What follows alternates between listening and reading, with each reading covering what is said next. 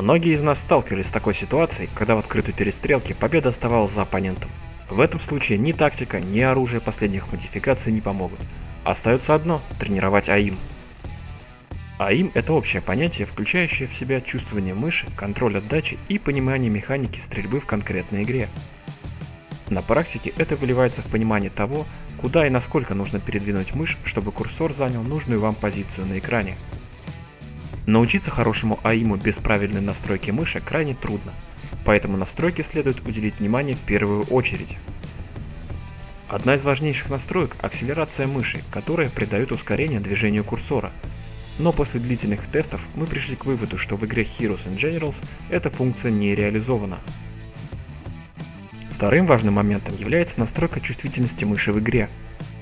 Оптимальной чувствительностью будет та, которая позволит вам развернуться в игре на 180 градусов, передвинув мышь на 2/3 ширины коврика. Использование такой чувствительности позволит вам одинаково эффективно целиться как на ближней, так и на дальней дистанции.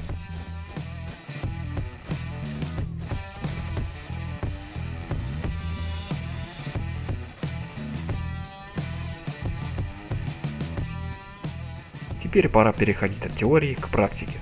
Как и в случае со спортом, разминка перед игрой также очень важна.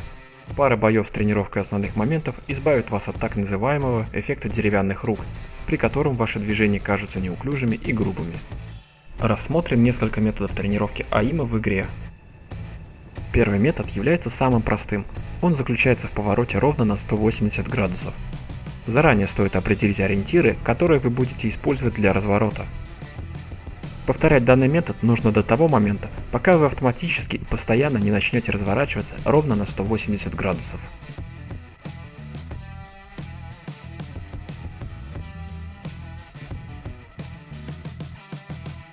Второй метод будет тренировать не только чувствование мыши, но и контроль отдачи. Необходимо стрелять из полуавтоматической винтовки в ориентир на средней дистанции с отведением от него курсора после каждого выстрела. Курсор следует отводить в разные стороны для отработки различных ситуаций в бою. По мере освоения данной методики имеет смысл ускорять наведение курсора и сокращать моменты между выстрелами до минимального уровня. После освоения полуавтоматической винтовки следует повторить упражнение с автоматическим оружием, добавив контроль отдачи.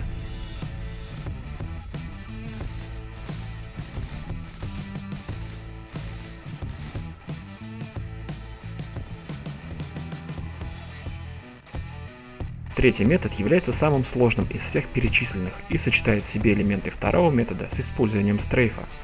На практике это тот же второй метод, но между выстрелом необходимо делать пару шагов влево или вправо. При этом нужно понимать, что в момент, когда вы отпускаете кнопку стрейфа, ваш персонаж еще некоторое время продолжает двигаться в этом направлении.